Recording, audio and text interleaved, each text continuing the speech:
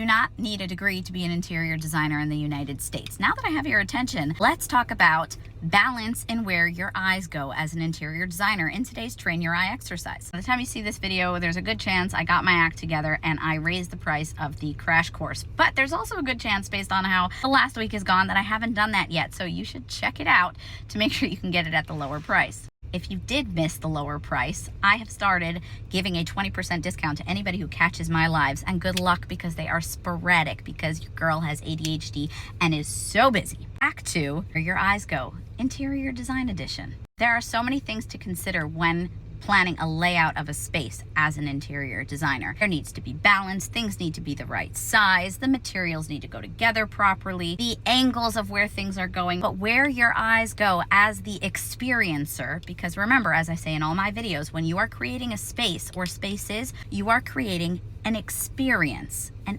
energy flow. The placement and the layout of things really ties into that. I'll give you an example. In this room from Pinterest, you can see here is the rug and the coffee table, and the sofa is kind of behind me here, and we see it reflected in the mirror. Why is that important? Because a focal point, and what kind of focal point, is so important in the energy and the experience of the space. Whether you're just sitting there to read a book, have a conversation, or to just space out, technically speaking, conscious of this or not, their eyes are gonna wanna fall somewhere that makes sense. It calms us to our core. And being the vain human beings that we are, again, consciously or subconsciously, we like looking at ourselves. But when you are using a mirror, you must take into consideration that that is almost like adding another room, a whole nother dimension to the space. What do I mean? Well, here, this balances beautifully because it reflects back us.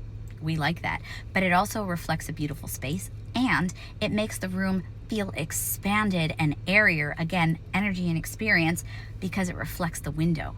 But what if what is on the other side of that was somewhat more chaotic, or didn't really match as much of the room as we wanted? A mirror would not be a good choice. If the only thing it reflected was a wall behind it that was blank but maybe had 2 closet doors, that's not elevating our room, our energy and experience. My eyes don't want to fall on the doors behind me. An alternative solution there would be some sort of art piece, wall feature, beautiful lighting, plants, or even bookshelves, tapestry. There's lots of things that you can do. But make sure that when you are designing spaces, you are considering where the eye falls. And when there's not a wall in question to look at, but you're looking into another space, you need to consider negative space and make sure that you have something to break it up. Sitting on a couch, you should not be looking straight into the dining room table. There needs to be something to balance and ground it. Otherwise, you're kind of open-ended. It's an untied situation.